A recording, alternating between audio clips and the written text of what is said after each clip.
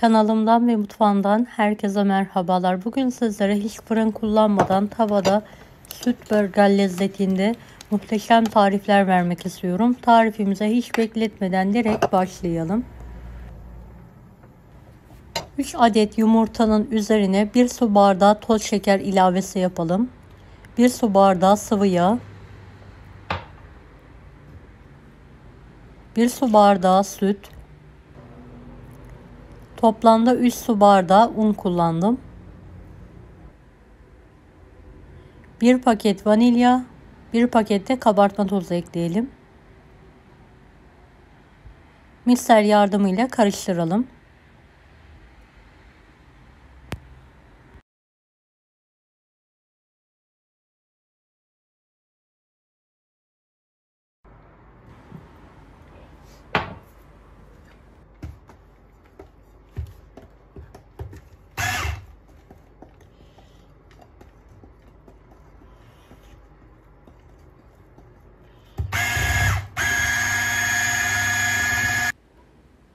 Evet, toplamda 1 su bardağı su kullandım. İlk aşamada yarım su bardağı ekledim. Daha sonra yarım su bardağı daha ekledim.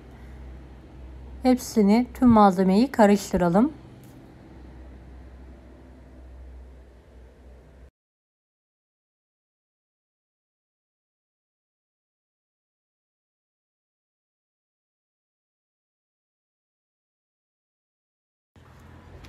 Evet, kıvamı bu şekilde olmalı. Kek kıvamında.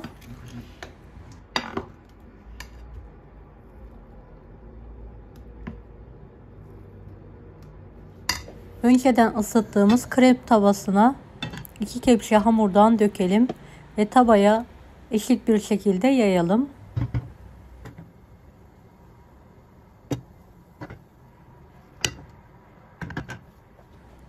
Kapağı kapalı bir şekilde orta ateşte pişirmeyi bırakalım.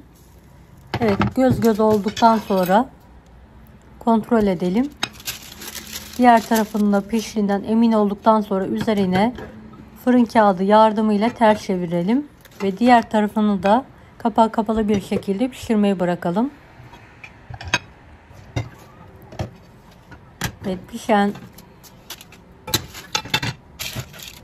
hamurumuzu servis tabağına alalım ve soğutmaya bırakalım. Kalan hamuru aynı yöntemle dökerek pişirmeye devam edelim.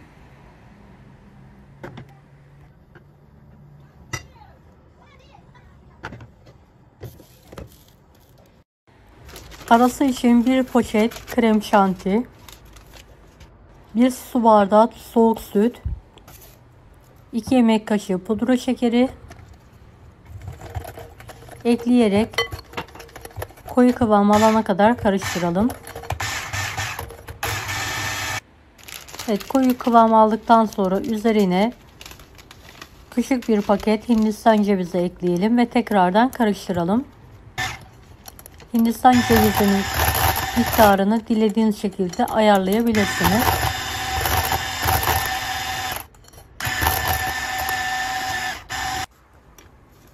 Evet, iç kremamız artık hazır. Üzeri içinde bitter ve sütlü çikolatayı küçük parçalar halinde doğruyorum.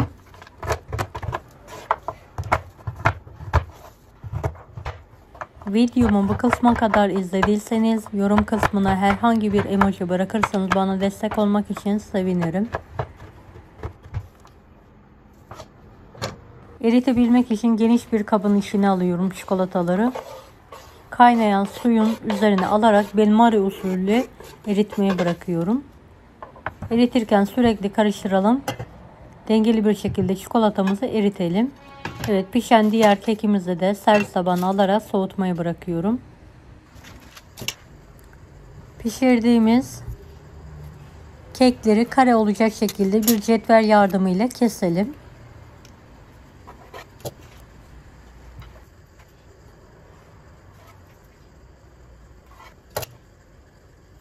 Kare tavanız varsa kare tavada da pişirebilirsiniz keki.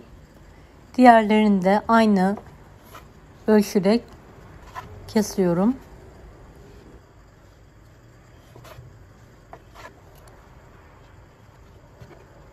Kenarlardan çıkan Keklerle de farklı bir tarif vereceğim.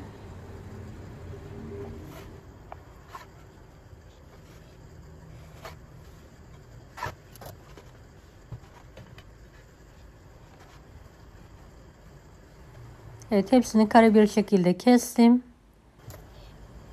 Eşit bir şekilde uzun dikdörtgenler halinde tüm hamuru parçalar halinde keselim. Bir mutfak cetveliniz varsa kullanabilirsiniz veya göz kararı da kesebilirsiniz.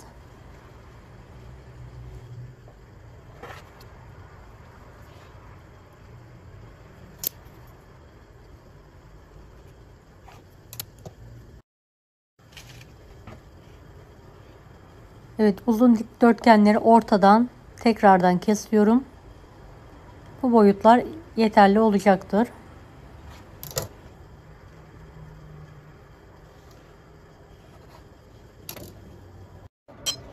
Evet, hazırladığım kremadan üzerlerine sürüyorum. Her iki tarafa da sürüyorum.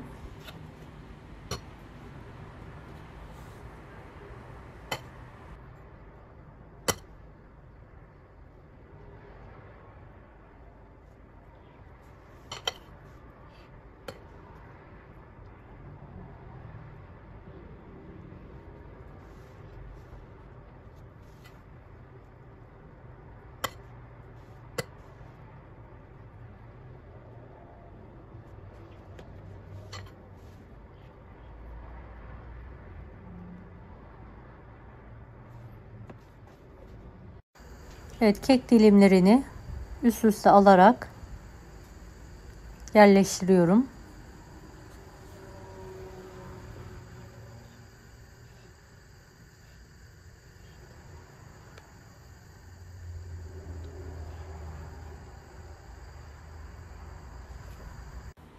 Erittiğim çikolatalara batırarak her tarafının çikolataya buluyorum.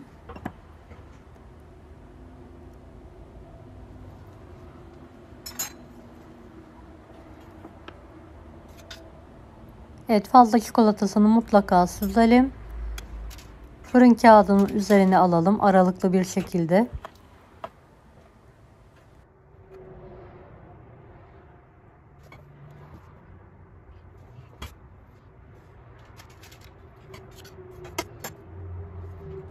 Kek dilimlerinin hepsini çikolataya bulamaya devam ediyorum.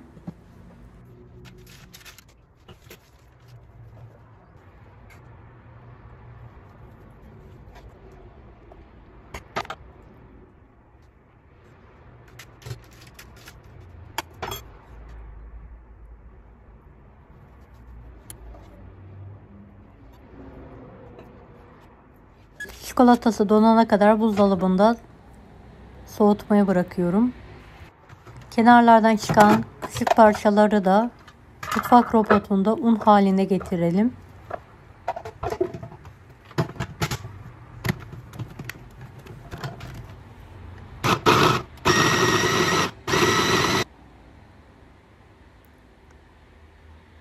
Evet, gördüğünüz gibi un haline geldi. Servis tabağına alıyorum.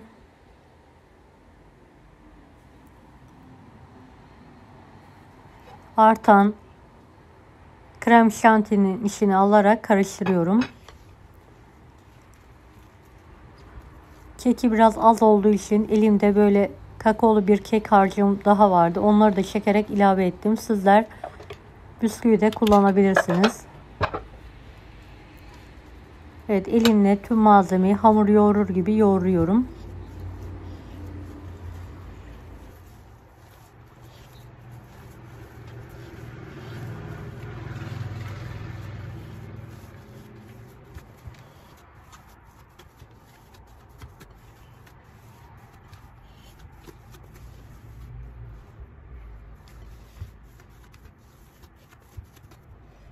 Evet, toparlandıktan sonra parçalar kopartarak elimle silindir şekli veriyorum. Dilediğiniz şekilde verebilirsiniz. Yuvarlak da yapabilirsiniz veya kare de yapabilirsiniz.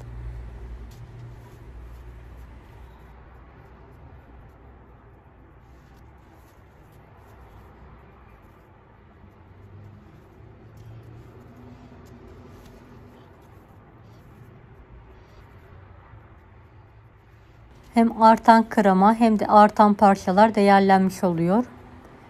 Bir tariften iki farklı pasta çıkarmış oluyoruz bu sayede.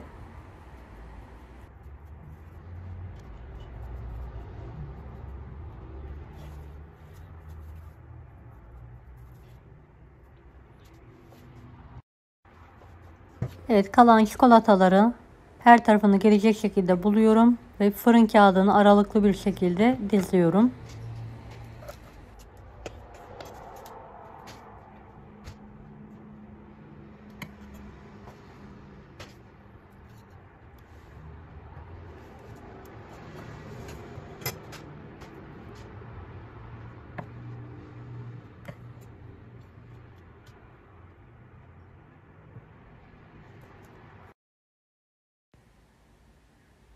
Evet, buzdolabında 10-15 dakika üzerindeki çikolata donana kadar bekletiyorum.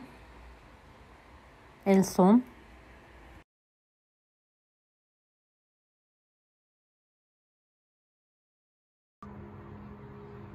Üzerlerine kalan çikolatayı bir poşete alarak şerit halinde sıkıyorum.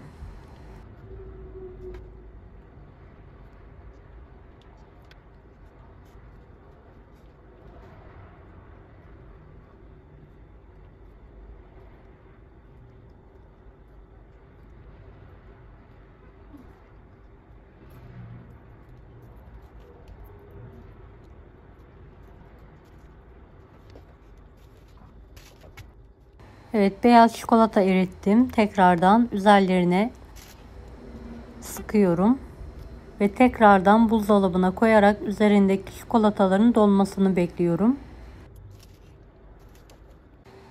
Evet, kalan son hamurumu da pişiriyorum bu aşamada. Bunu da sade olarak tüketebilirsiniz. Gördüğünüz gibi bayağı bereketli bir tarif. Evet, bir tanesinin tadına bakmak istiyorum. Gerçekten çok lezzetli. Hem pratik.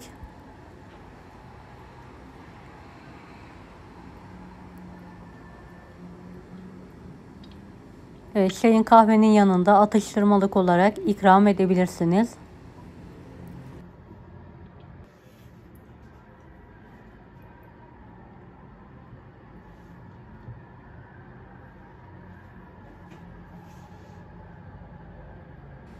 Deneyecek olanlara şimdiden kolaylıklar dilerim. Kanalıma ücretsiz abone olmayı unutmayın. Bir dahaki videolarda görüşmek üzere. Allah'a emanet olun. Hoşça kalın.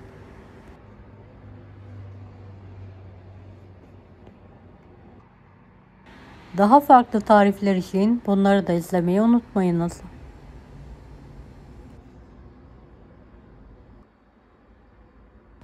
Afiyet şifa olsun.